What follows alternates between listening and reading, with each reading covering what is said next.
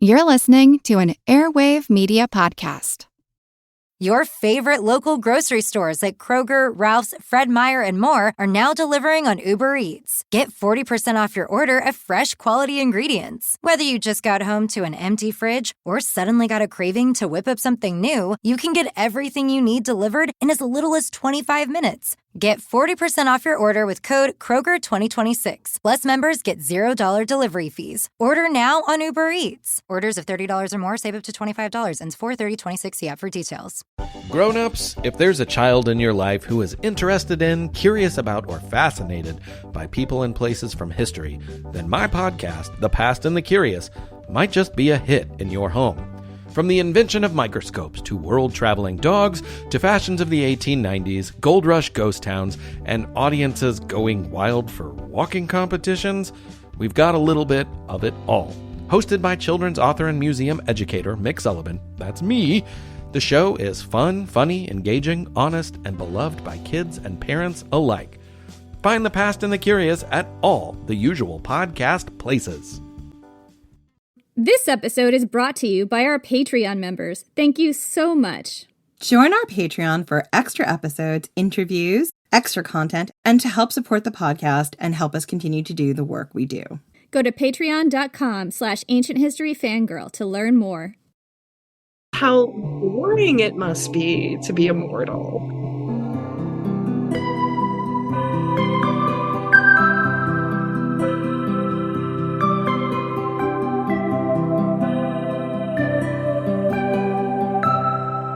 I'm Jenny Williamson. And I'm Jen McManamy. And this is Ancient History Fangirl. We are so thrilled to welcome Luna McNamara to the podcast.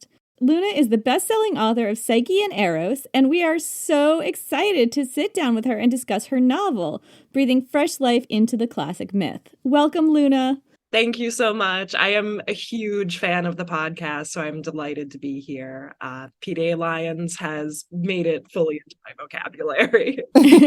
PDA Lions all the way. Yes. That is a Jenny Williamson special. I don't know. Like, you see two people making out on a bench. You're like, oh, those PDA Lions, they just can't stop themselves. Our friend Liv will also do, when she was telling us about Chiron, the training centaur, how he has two dongs, so we just call him Double Dong Chiron. Every time she says it, she's like, I have to point out that Ancient History Fangirl came up with that. Yeah, gotta give credit where credit's due. Just a man with a horse body attached to his back, and the first thing we focus on is how many penises does this man have? Like, that is very on brand for us. Yeah, but like, I'm not setting you up for that. I mean, it's going to be right there in your eye line, so. True. So what drew you to the myth of Psyche and Eros? So it was always one of my favorite myths. I first heard a version of it around the fire at summer camp, and I was really intrigued by a love story where the woman was really the hero, where she's the one who does the labors, where she's the one who undertakes the descent to the underworld. And also just the image of these two lovers in a dark room where they can't see each other's faces. They don't really know who the other is, but they start to fall for each other anyway, was very, very intriguing to me. And as I dove into the actual sources and actually read The Golden Ass by Lucius Apuleius, which is where we go from myth, I noticed it was a little bit different from the version that had been related to me. I think in ways that kind of betray Apuleius's own cultural biases. Like, there's a lot of crying and hand-wringing on Psyche's part when she's first brought to Eros's house in the source text. He has sex with her that night. And there's this phrase about the disembodied voices in the house tending the corpse of the new bride's virginity, which is pretty gross. Oh boy. Right? Like, you can write a thesis on all the ways that's fucked up. The virginity is separate from her. They're tending the corpse of that. But what about her? What about the breathing person there? No, doesn't matter. Yeah, so there's some really kind of fucked up stuff in the myth. Just plug for the Sarah Rudin translation because that's my favorite. But as I was reading through it, I was kind of grappling with like, okay, I still like this myth. There are still parts that are really compelling, like the labors and the descent to the underworld is still the same. And there are these other moments, even in the source text, where Psyche shows this incredible strength of character. But I was kind of thinking, like, what happens if I reimagine this? What happens if I twist these little details? And what does it mean for the arc of the story? And so in 2018, I started writing a very short version of it that was like kind of a hot mess, but it's like, I wish I had more time to work on this, but I'm working full time. I have a lot of things to do in my life. And then a monkey's paw finger curled and the pandemic hit. And I was living alone in a 1-bedroom apartment. I actually got laid off. So I suddenly had nothing but time. And I looked at this little file on my computer and was like, well, let's see what happens if I keep diving into this. Let's see if I dig into the nature of the characters more, what crops up for me. And in the earlier drafts, it was really Psyche's character that came to the fore. And my editors were like, hey, maybe consider, like, you're having half of this narrated by Eros. Can you give a little more for him? And I started really digging into the work of Anne Carson, who wrote Eros the Bittersweet. It's a pretty good book. Like, Anne Carson is just poetry incarnate. Like, she's fascinating.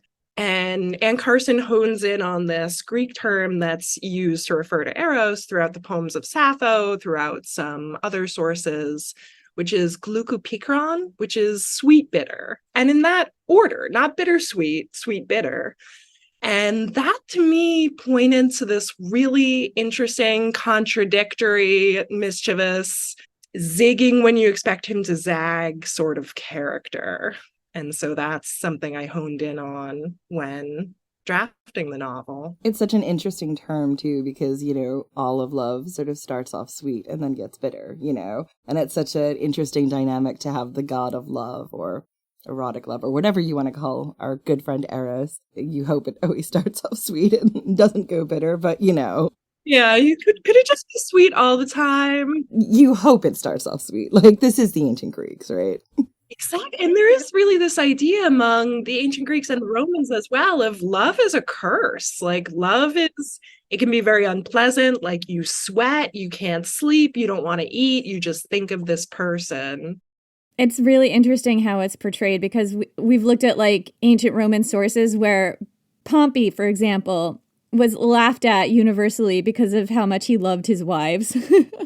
Yeah, that's right. That's right. That's really interesting. Like, just the horror of love to the ancient Romans and Greeks. It's like, I don't disagree necessarily as a single person. Yeah, the Greco-Roman love spells fascinate me. The agoge spells, which are like, we have some material evidence for, and they're kind of horrific. Like, they're very much like, I am sending the spirit to grab the heart and liver of this person I love, and they'll set them on fire and torture them. And it's like, oh my God, that's someone you love, and you're doing this magic on them? It's sort of horrific. So much of magic was just curses, it was just love curses. It was all love hexes because, like, I think when you don't have any power in society, which a lot of women did not, like, your only power is through that seduction, that love, which you hope your partner has for you. And if that goes away, you have nothing. And so you have to, like, really grab them by the short hairs and force them to do your will. But that's something that's fascinating. It's like, I have this fascinated revulsion with ancient love spells because they're so horrific. Like, sometimes they involve animal torture. Ugh. But there are also, in terms of the material culture, there are some pictorial representations of Eros and Psyche, like, really torturing each other. Dr. Regina, who specializes in the myth, she's noticed some of these, but I wanted to shape a love story that kind of coercion and violence really wasn't a part of it, and think about how these two individuals who were very different, each had their own strengths, eventually came together and changed because of each other, but not for each other. I was going to say it is interesting that Psyche, there's two mortal women who fall in love with gods who become goddesses, and it's just her and Ariadne. And you don't really see that the other way around. It's interesting to me. And they're both like love their wives, you know. You don't get too many bad stories about them, which is kind of nice. Yeah, they're both like kind of wife guys.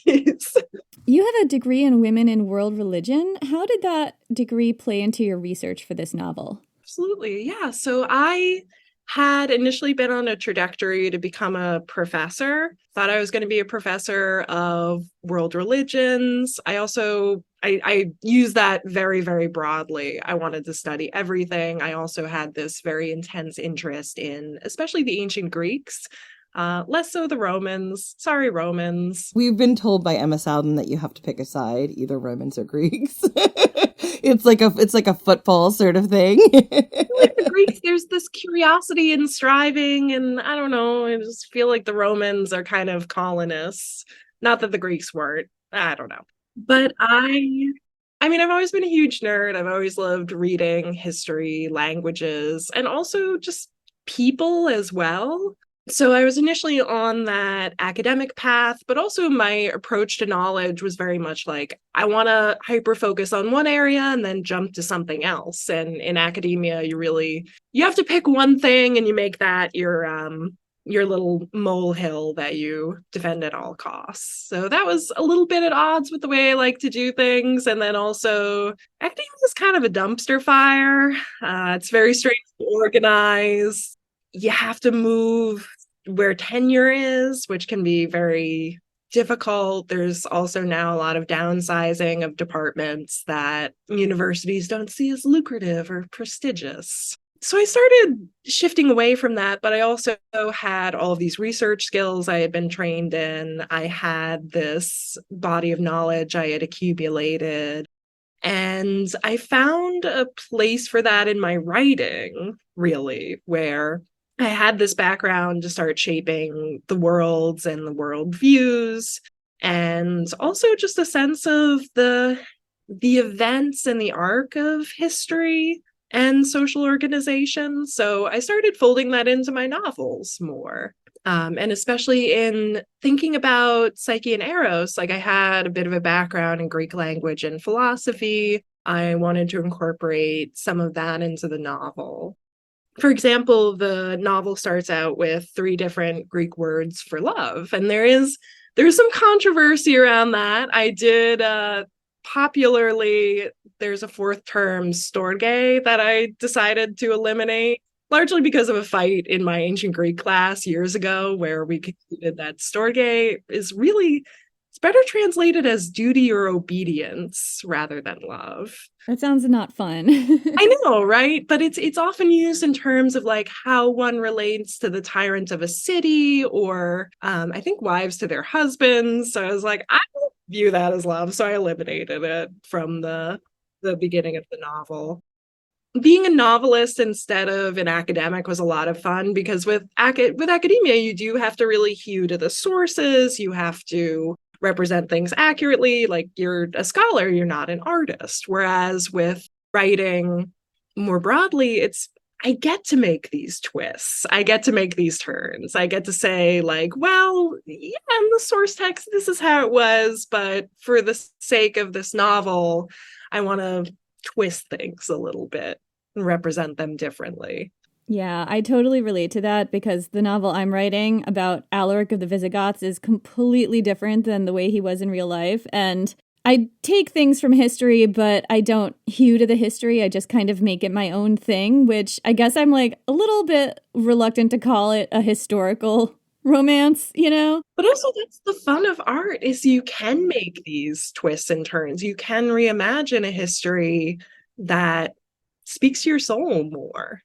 Exactly. Like, what if this person from history, who was probably not at all like this, is in fact exactly how I think about him in my fantasy world, based on all these quotes of things that he said? You know, like, what if it's just that great? And then I can just go from there. Like, I don't have to be tied to what was probably the truth. What my US editor has noticed, she's like, you don't necessarily represent things as they are, but as they could be. And I think that speculative, creative space, I think that in the end opens a lot more doors than just a narrow regurgitation of history. Yeah. Yeah, and there's definitely, I also love really straight historical stuff that takes what we know and breathes life into it. Like, I definitely am not degrading or trying to devalue that, but just as a writer and artist myself, I really like the freedom of giving yourself permission. In your novel, is Alaric, is he with Gallia Placidia? No, that's actually in the history. It wasn't Alaric. It was Ataulf, who was his brother-in-law, who kidnapped Galla Placidia. And there's an interpretation that they were in love. There's also an interpretation that they were definitely not in love, and this was just a horrible kidnapping. Seems like Helen of Troy all over again. Kind of, yeah. I mean, she has a really fascinating story. We covered her in one of our first episodes in our first arc. He dies fairly shortly afterwards, and then she goes back and marries this Roman guy who she hated. And then he dies, and then she rules by herself for a while. So I guess it works out for her.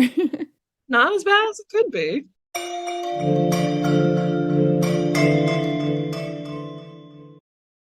Start your day with Quaker Protein Instant Oatmeal. The instant oatmeal ready to help you tackle whatever your day brings. Like wrangling your toddler into their car seat. That was fun. Coaching your 6th graders soccer team. Go girls! And carrying all the groceries in one trip. Whew. Try Quaker Protein Instant Oatmeal, granola, and bars. Great taste and a good source of protein. Quaker, bring out the good. This episode is brought to you by Redfin. You're listening to a podcast, which means you're probably multitasking. Maybe even scrolling home listings on Redfin, saving homes without expecting to get them. But Redfin isn't just built for endless browsing. It's built to help you find and own a home. With agents who close twice as many deals, when you find the one, you've got a real shot at getting it. Get started at redfin.com. Own the dream. This episode is brought to you by Cologuard. Do you know what's really scary? Not screening for colon cancer when you turn 45. The Cologuard test is non-invasive, requires no special prep or time off work, and ships right to your door. In just 3 simple steps, Cologuard takes the scare out of colon cancer screening. If you're 45 or older and at average risk, ask your healthcare provider about the Cologuard test. Cologuard is available by prescription only. Learn more or request a prescription today at Cologuard.com/screen.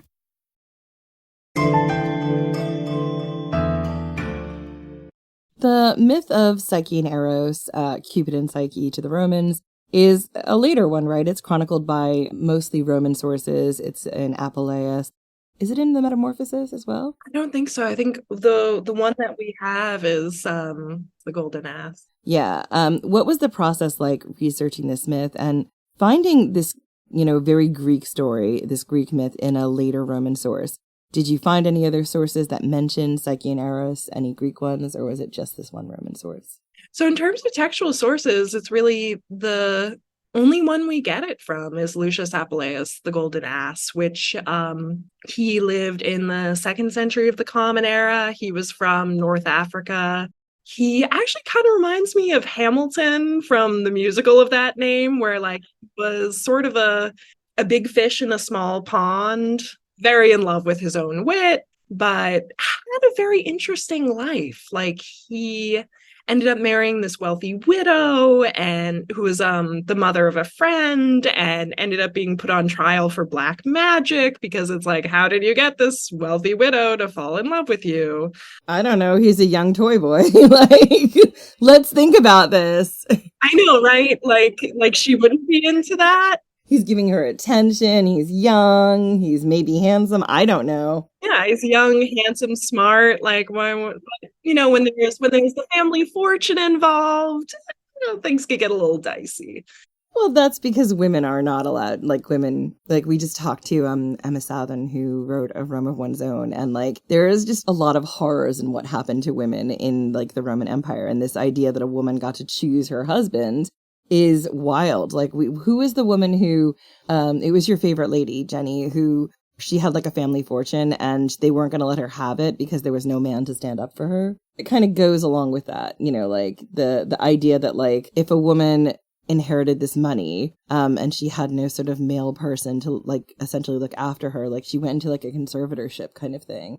So I can see this fear with this young boy. It wasn't that it was a conservatorship. It was that anybody could come in and sort of claim to be her family if they had the same last name, for example. And then it could get tied up in the courts whether or not they were now in control of this woman and her money. And they might be strangers. Like this was a scam that was sometimes perpetrated on single women with money.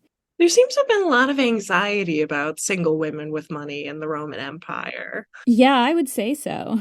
Very, very interesting. And for Apuleius, it is interesting that the courts really honed in on him, and there were these accusations of black magic. And he does seem to have been very involved in the mystery cults of that era. So some of the accusations kind of parallel those. And he's like, hey, I'm a philosopher. I'm not a magician. But if I was a magician, I would definitely send the dead after you to eat your entrails. But good thing I'm not a magician, right?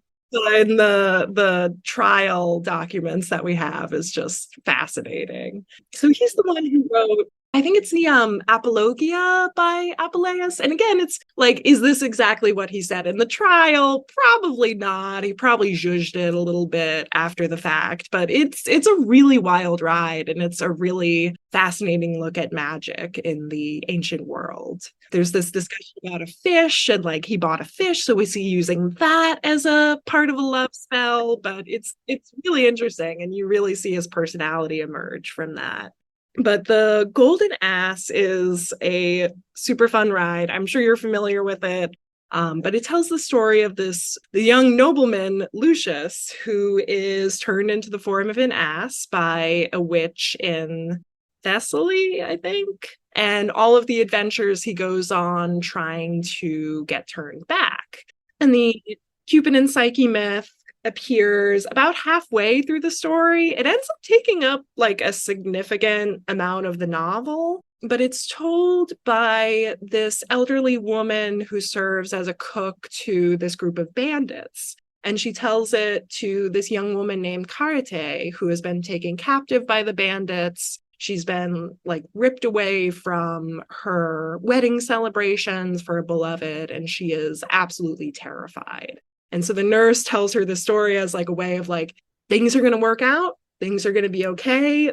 Look at what happened to this girl's psyche. And this great phrase where Lucius, who is in the form of an ass, wishes he had human hands to write down the story. This like neat little story within a story. I had been curious about whether Apuleius had made up the story himself or if he had drawn on pre-existing elements. And it seems like there was an Eros and Psyche myth in the ancient world that predates Apuleius. There's a fair amount of artistic evidence that we have that is centuries before the myth was written down. But I think scholarly consensus is that he really took pre-existing elements and put his own stamp on them, because the story as it's relayed in the Golden Ass, it fits with his themes a little too perfectly, with these ideas of the ascent of the soul and of different trials that eventually purify you of baser instincts. As modern readers, I certainly did. Like, I would take that as canon, because it comes from the ancient world, but it comes from Apuleius and the Golden Ass, and that is basically it, except for some artwork. That is blowing my mind right now. Psyche was one of those characters I really wanted to put in Women of Myth, but, it's world mythology, and we had our quota of Greek women. Really, because she gets a real heroine's journey, and she gets to grow, and you get to see her as this fully formed character. And I think part of the reason that her story holds so well is because, what Apuleius does in his source material is he weaves it all together in ways that when you look at the mythology of someone like Atalanta, she's very different in different places. Her story is super different. That leaves more room for interpretation. But these are the real two women, with the exception of Ariadne, who get really good stories where they get to be active and doing things. And, I just always love coming back to these retellings. Yeah, exactly. And it is wild that to have only one text relating a story. So a little bit of a spoiler alert, set my second novel, which is currently in editing stages, Medea is a major character in that. And she shows up in like a dozen ancient sources, and they're often very, very different portrayals of her. different emphasis on her personality, but to only have one source it is interesting. But I think it's also important to remember that these ancient sources were not eyewitness reporting. These were often oral traditions that ended up being written down centuries after they had been told. There were regional variations, probably. So I think it's dangerous to approach it with this sort of textual literacy, literal textual approach that really derives more from Christianity than anything that the ancients would have recognized. It kind of hadn't occurred to me, coming from, I'm not Christian myself, but coming from a Western tradition that is Christianized, the idea that this was in the text and the text is written in stone, the text is verbatim, that's the real thing. That whole concept could be a Christian conceit, or at least not limited to Christianity, but it could be a part of Christianity. Yeah, and there's also there's Christian practice, and then there's the ambient effect on the culture, which unfortunately can loop in people who are not Christian themselves. And she's very, very relatable, and she makes mistakes. She's in love, but she has fear. She doesn't really know this person. And one of the interesting things about her, about this story, and then about sort of the mystery cults of Persephone, and Demeter, is part of the way in which Roman women in particular were sort of initiated into these mysteries, had to do with their marriages. And when they were going to be married, they were sort of told the story of the abduction of Persephone, which is not the best story to tell. But the idea that it's okay that you're being stolen from your mother's house. Maybe you'll be with a good guy and it'll be great and everything will work out. And you can see that this is sort of a further extension of that. Yeah, and you can see that the sense of catharsis that they were probably trying to give the young women, but it is interesting in the way that the Eros and Psyche story is framed in The Golden Ass is very, very similar to that. I think there is something very relatable about the idea of these two figures in a darkened room. They don't really know each other, but they're starting to fall for each other. Isn't there a dating show that's also that? There's Love is Blind, which one of my best friends watches, and I'm I have less than zero interest in that. I'm sorry. Oh my goodness. I watch Love is Blind. It is ridiculous. I love terrible TV. I'm not a reality show girly. I don't know. You know what? It came out during the pandemic when there was just nothing. So now I just have to keep watching because it came out during the pandemic. And there's this part of my brain that finds comfort in it. But yes, essentially, Jenny, it's two people who meet across a wall. They never see each other. And they just kind of fall in love with each other through talking to each other. I mean, maybe a few couples will turn out like Psyche and Eros.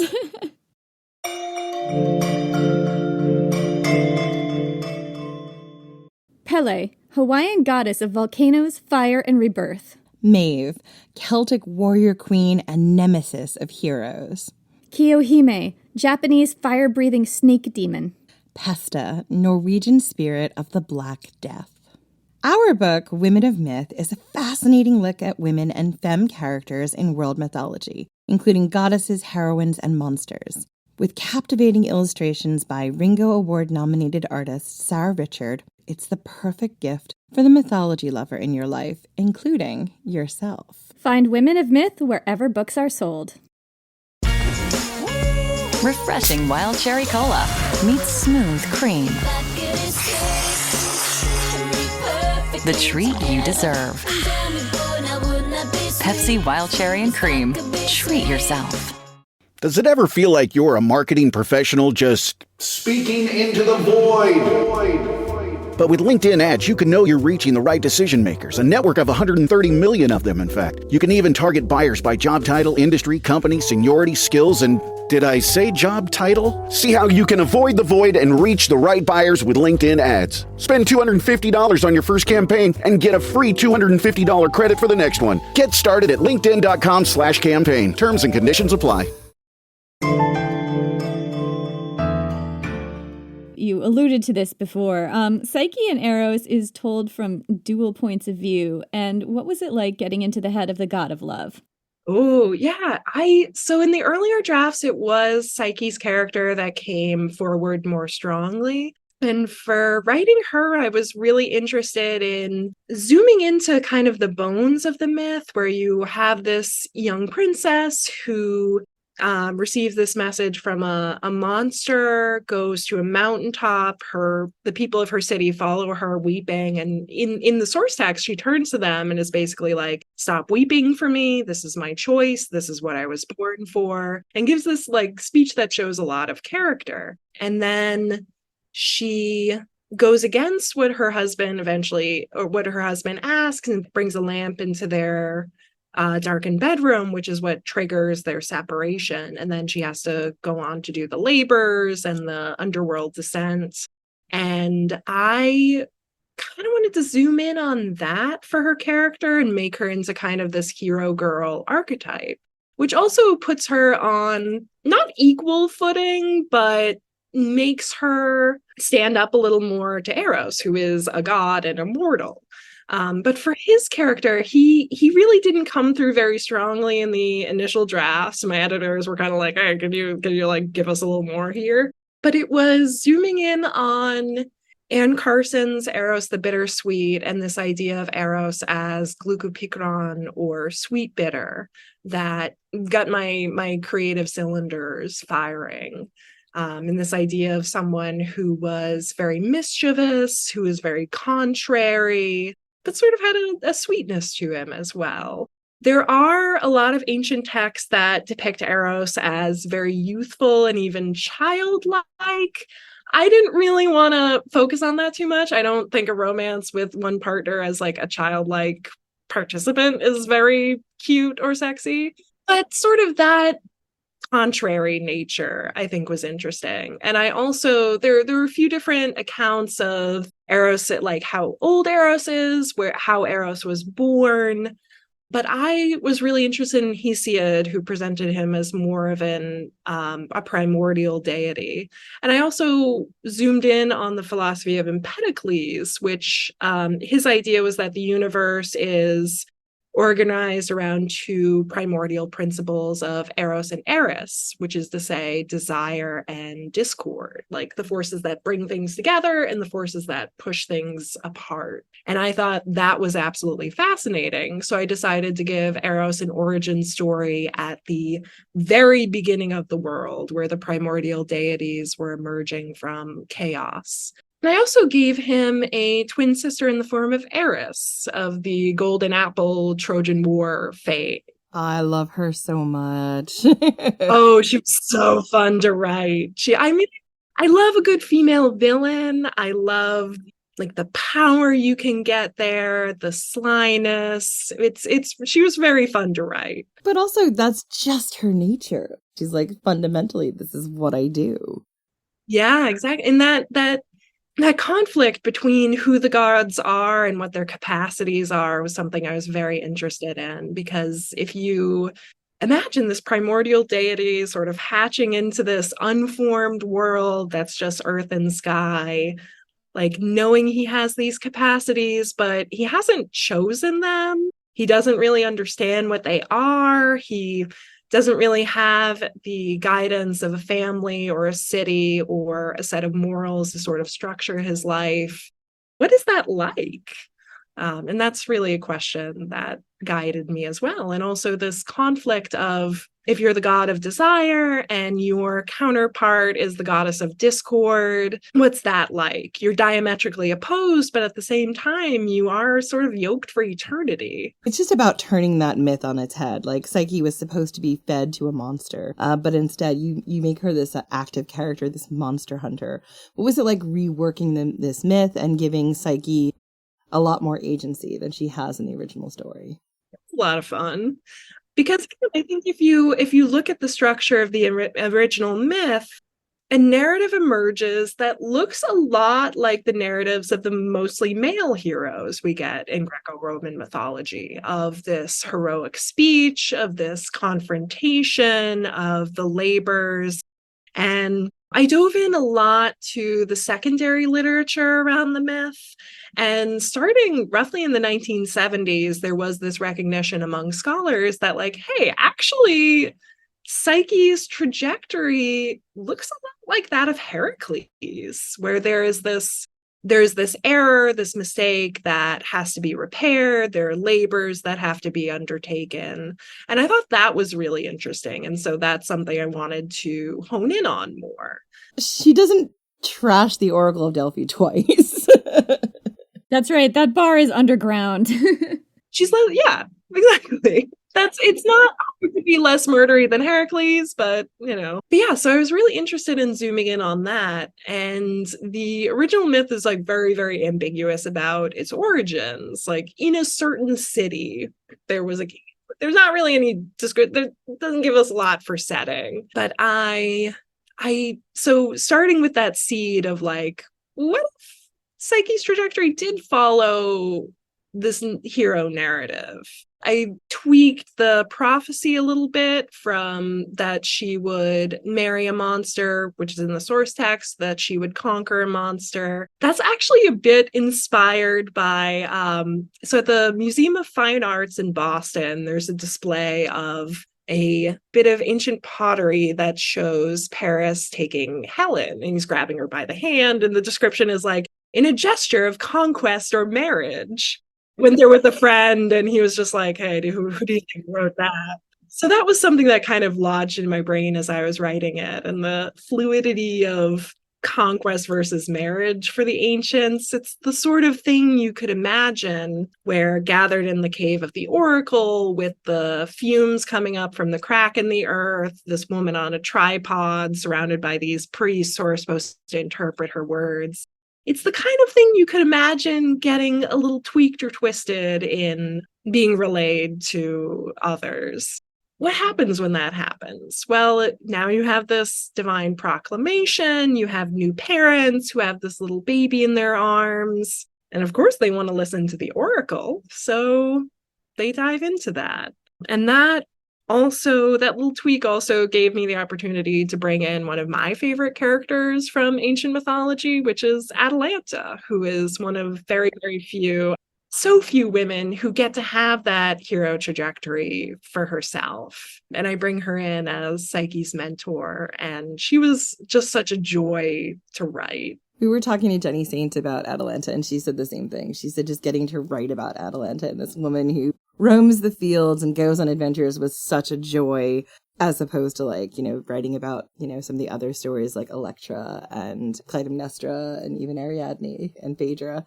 I'm like, yeah, I get that. She's just fun. She just goes out and lives her life in the way in which she thinks is best. Yeah. And also the role of love and desire in the life of Atalanta is very interesting, which I think you really got at with the PDA Lions episode, where she is this independent, self-contained woman, but also has there is this undercurrent of sexual liberation as well, where she has a very close, mutually respectful relationship with Meleager, eventually marries Hippomenes / Melanion, depending on the sources that you go with. There's a mention she might have had a child by Ares. The whole PDA Lions episode where they just couldn't keep their hands off each other in the cave, and the goddess was like, what are you doing? Gross. Take this elsewhere. Take this outside. Yeah, exactly. And it's that's their curse. Their curse is to be lions who just get to frolic and hunt and fuck all the time. Honestly, for Atalanta, that's not a curse. That's her best life. I actually, I had the privilege of reading an advanced copy of Atalanta by Jennifer Saint. Love it.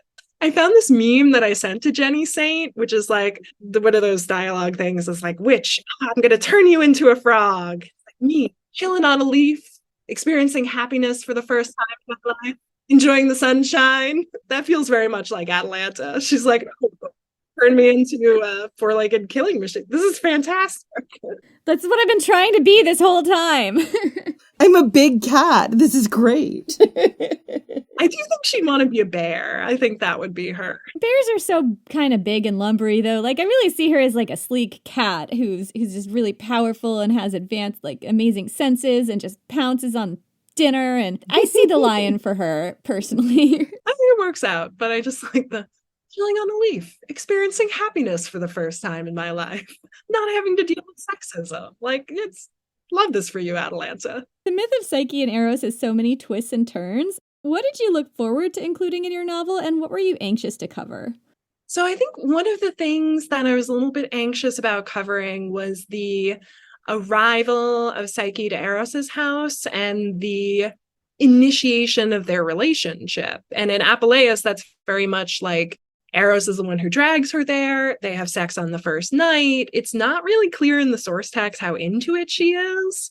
And I don't love that. I don't really want to write about that in a story. So the way I tackled that was it's more of a prank from Eros's friend Zephyrus that brings Psyche to Eros's house. That Zephyrus is the god of the west wind. He's a little annoyed with Eros about something that readers will find out later. And so he is the mechanism by which Psyche arrives at the house. And it's very much like, oh no, this woman you are entangled in a love curse with is suddenly in your home. Figure that out, Eros. It's like I've been trying to avoid this the whole time. Yeah, exactly. This is the opposite of what I want. But the gods are always like playing pranks on each other, being very literal in their interpretation of giving each other what they want, like all of that sort of thing. Well, they have nothing else to do with their time. That was really something that stuck out to me, was how boring it must be to be immortal. And coming from a big family that plays a lot of pranks on each other when we get together, I totally get it. Like the amount of times we've taken a joke just that little bit too far. Yep. And it's the sort of thing, like sometimes you think it's very funny and then you like see the look on their face. And you're like, oh no, what have I done? Yeah. And like I come from a very big extended Irish American, Italian American family. Like, you know, our family gatherings are like 50 plus people. And there's always one person who, you know, you're teasing and then you're like, oh no, the whole group went too far. Rein it back. Just rein it back. Rein it in. And then that person remembers this for the next 20 years and they will take it back on you over and over. And you kind of get that with the Olympians, right? Like they tease each other. They're always tricking each other. And they also never forget anything. Yeah. And like scaling that over millennia, where there is kind of no end to it, that was also something that was really interesting to me. So the advent of Psyche and Eros, especially the physical and romantic aspects of their relationship, was difficult because, again, I wanted to draw them both as well-rounded people.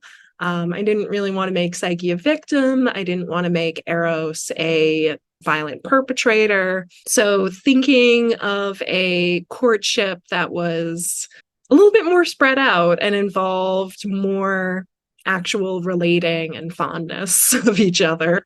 But as for parts I was really excited to cover, the trials of Psyche, where the goddess Aphrodite gives her these impossible tasks to complete. I mean, I see that as one of the profound hearts of the story, like one of those major points of the narrative that you can't change. And so playing around with those, representing those on a craft level, trying to keep the tension of that when you have this like task completed sort of cycle in the story was very interesting just from a writing perspective.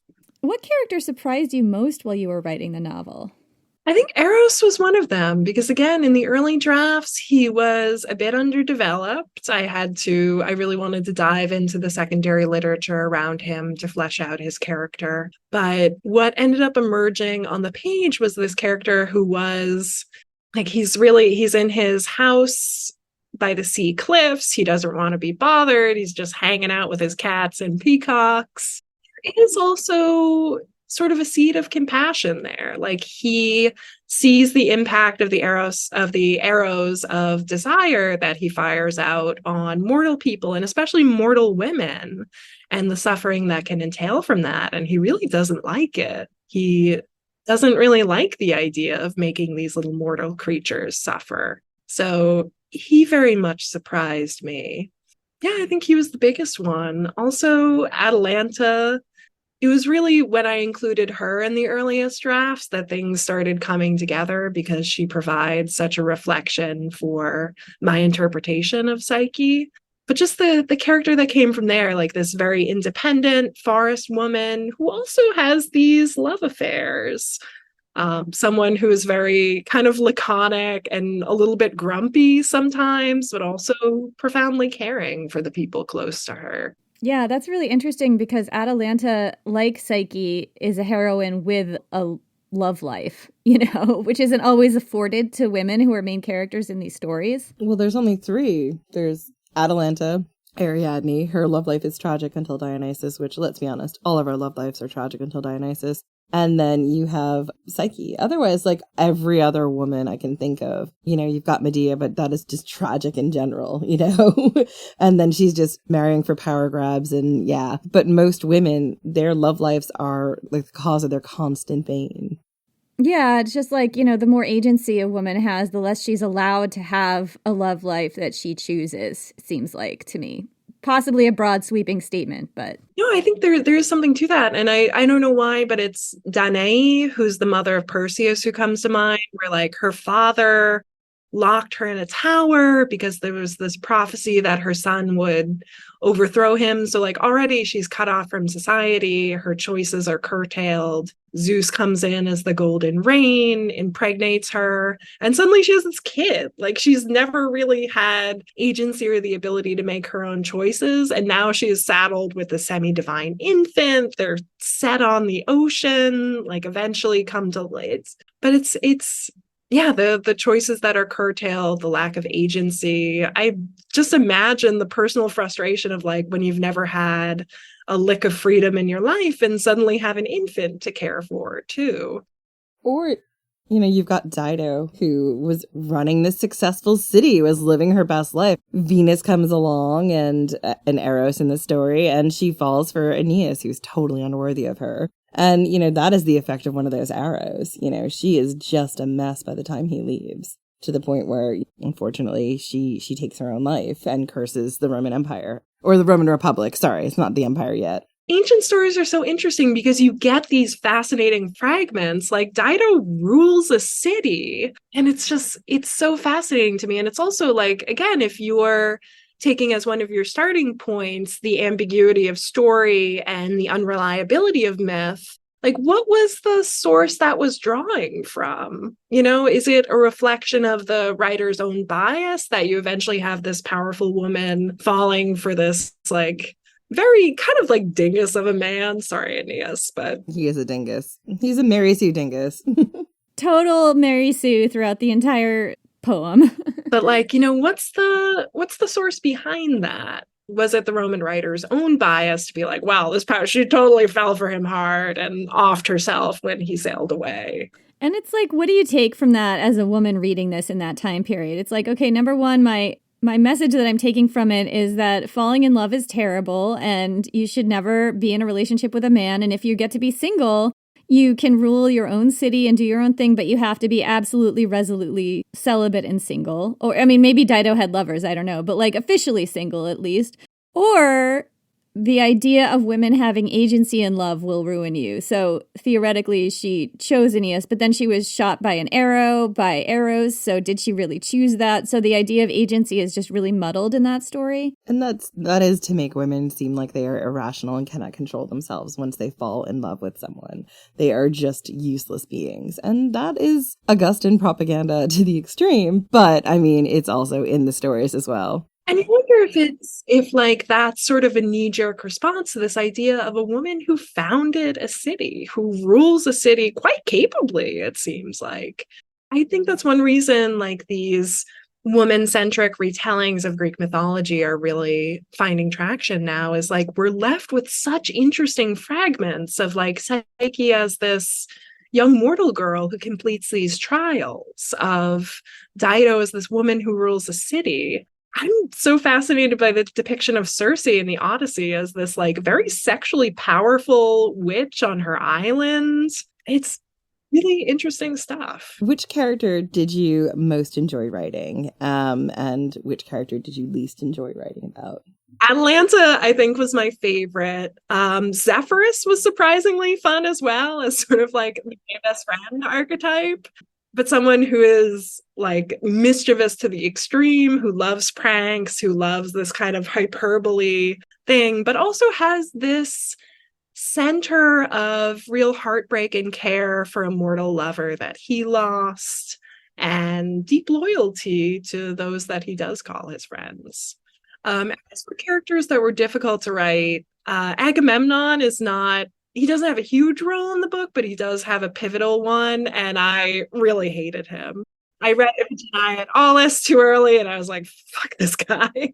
I had the privilege of meeting Maya Dean, who has been on your show before, and like our first meeting, I was like, Maya, you made me like Agamemnon in your book. And she looks at me and she's like, you made me hate Agamemnon.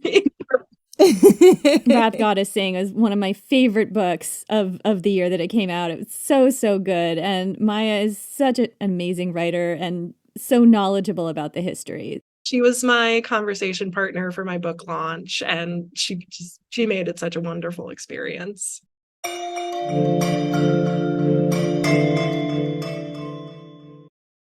An all-new season of The Secret Lives of Mormon Wives is now streaming on Hulu and Hulu on Disney+. Mom Talk has just been blowing up. Whitney and Jen are on Dancing with the Stars. Taylor is a bachelorette. Saying that out loud is crazy. Like, that is huge.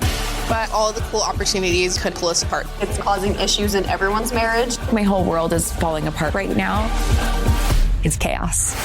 Watch the Hulu original series, The Secret Lives of Mormon Wives, now streaming on Hulu and Hulu on Disney Plus for bundle subscribers. Terms apply.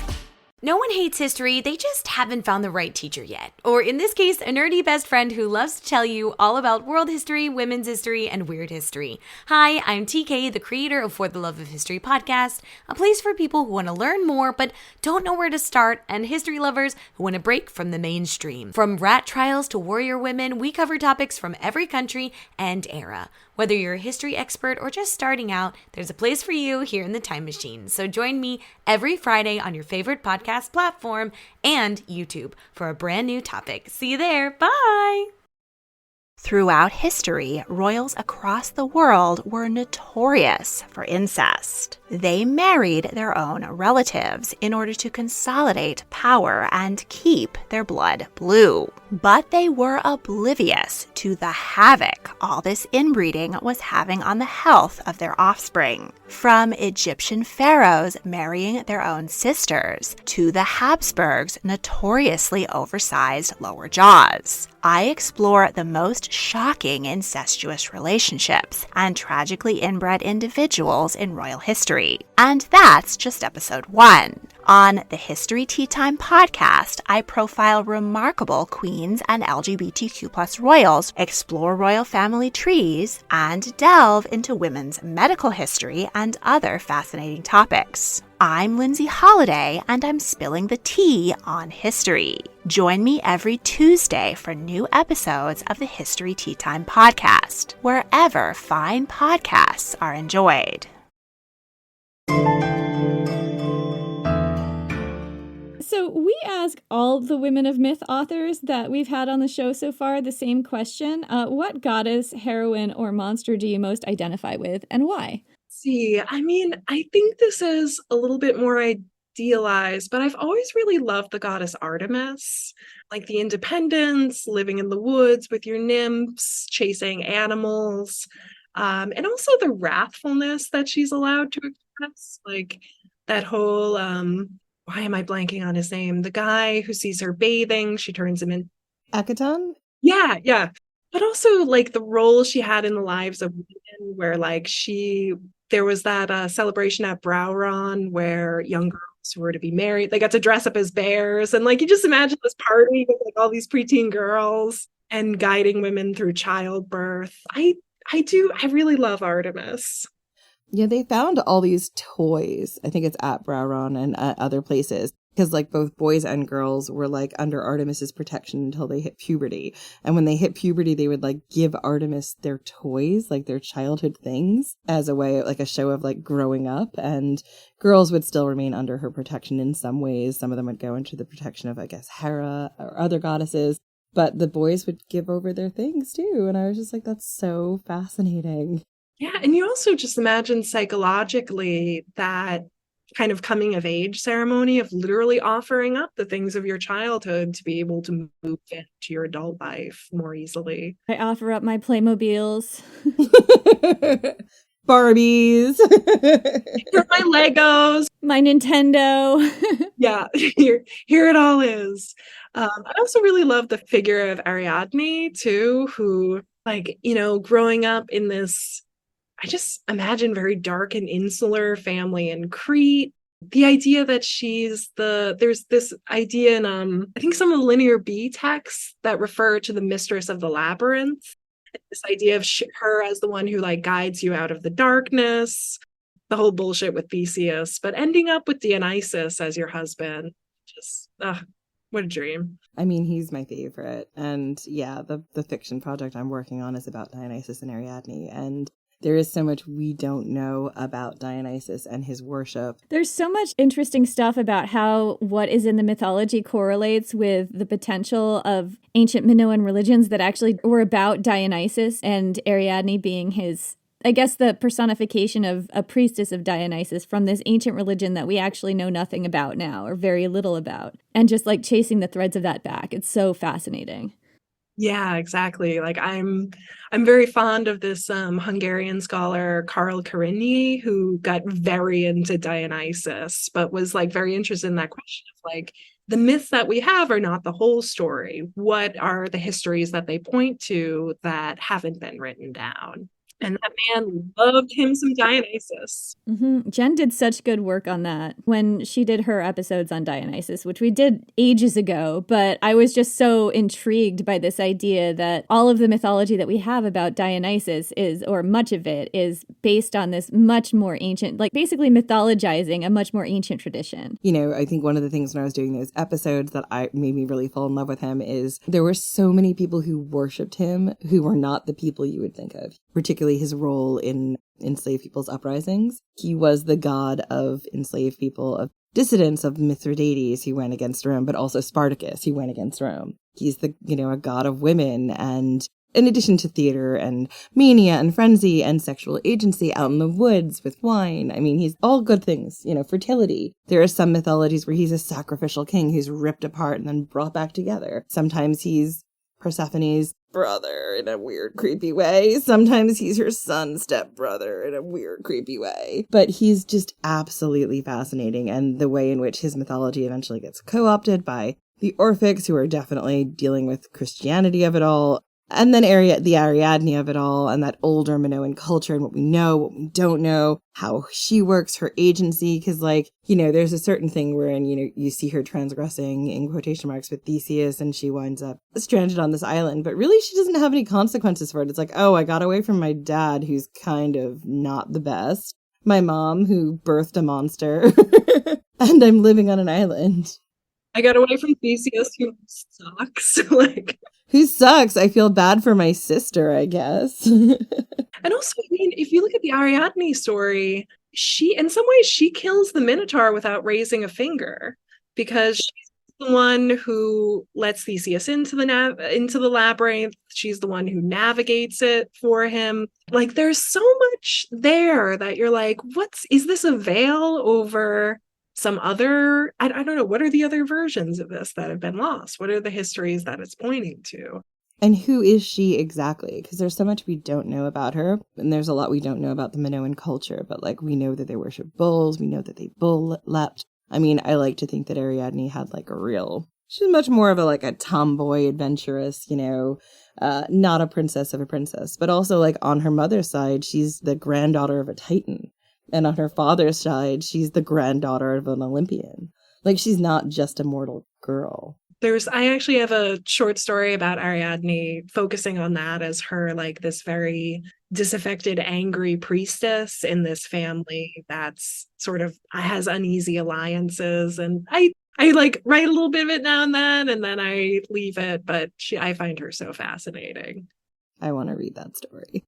Oh, the only thing I wanted to ask you about was the Persephone's beauty of it all. one of Psyche's labors as given to her from Aphrodite, which I hate this labor in ways I can't express, is Aphrodite wants Psyche to go down to the underworld and get some of Persephone's beauty, because Aphrodite and Persephone have a kind of like beauty off in like rivalry in the mythology. At one point in time, they both are vying for the same dude, Adonis. So my question to you is, how did you undertake handling what is a misogynistic beauty trope there of Psyche needing to go and take someone else's beauty as part of a labor for the goddess of love? So I did sort of rationalize it as beauty cream because I was like, jar of beauty is a little confusing there. But it's also interesting because Aphrodite, a lot of the tasks that Aphrodite assigns to Psyche are these like very shallow, silly things like sorting the grain. Like, why would you do that? That sounds maddening.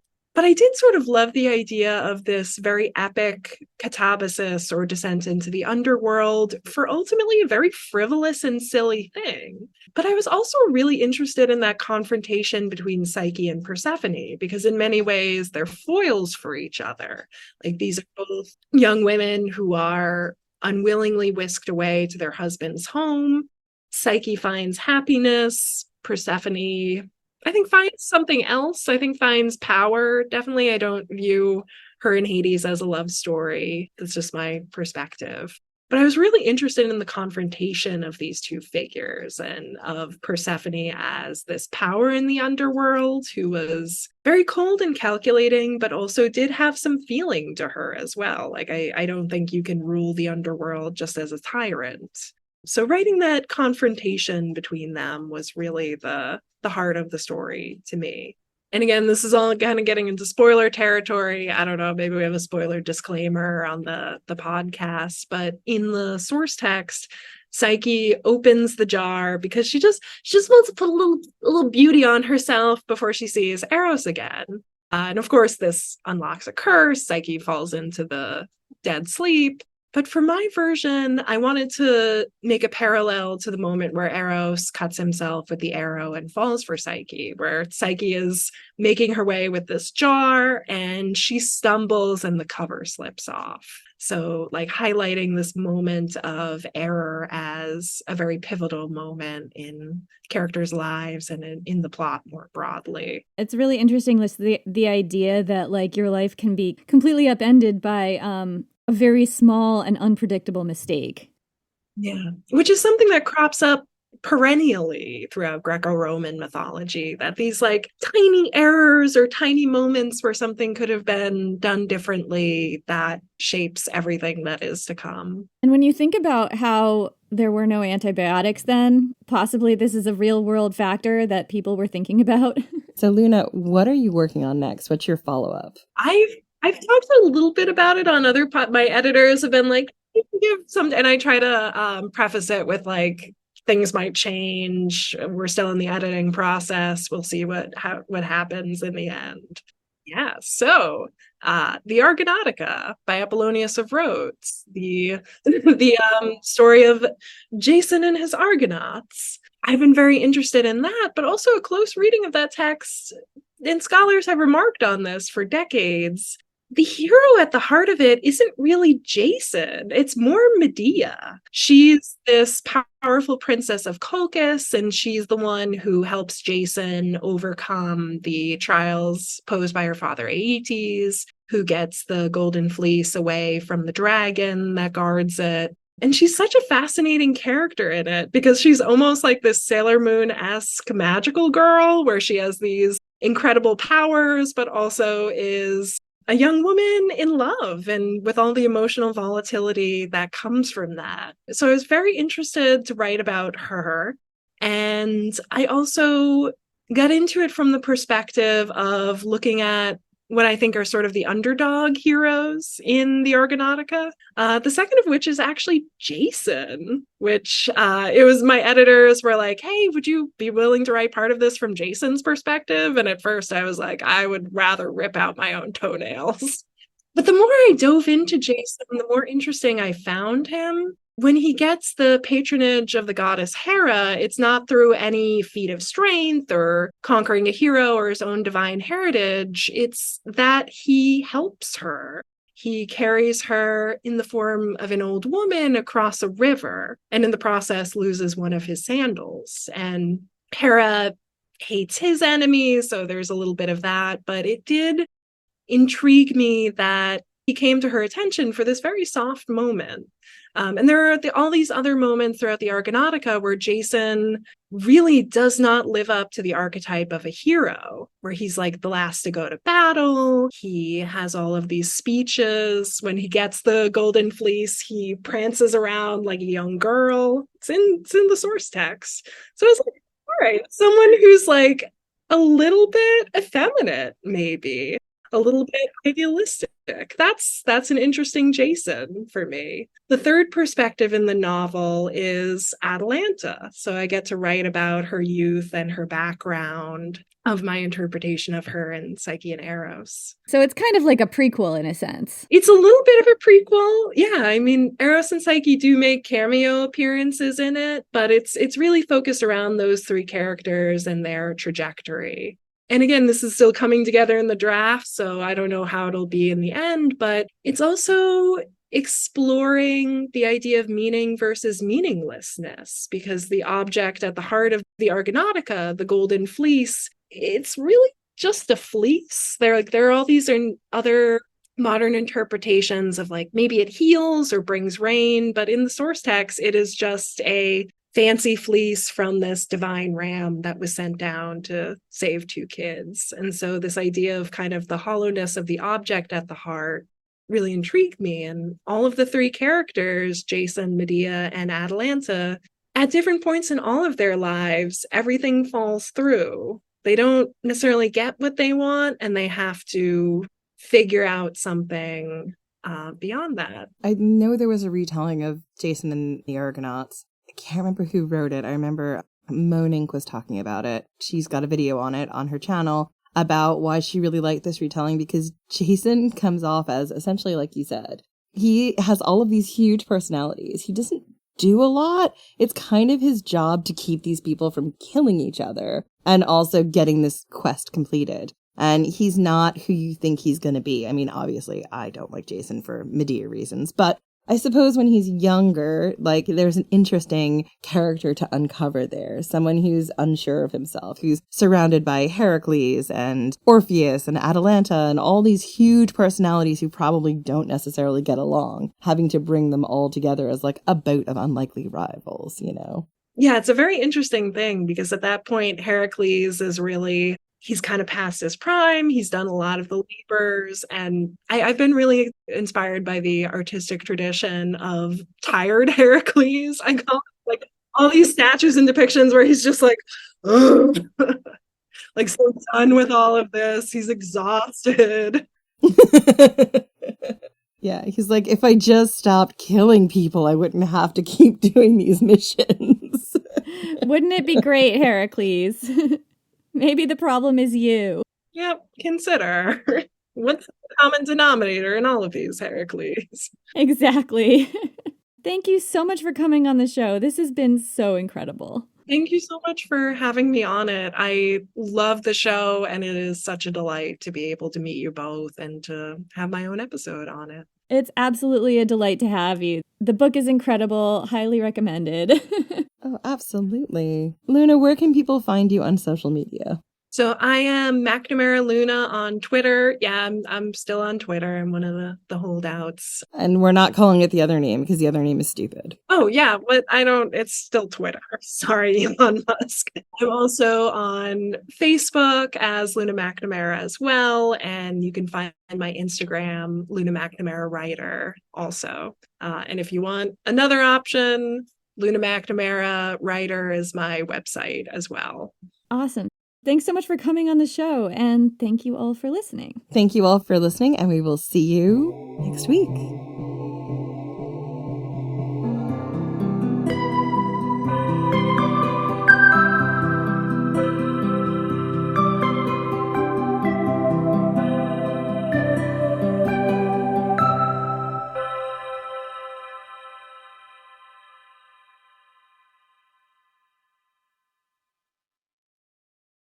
How many discounts does USAA Auto Insurance offer? Too many to say here.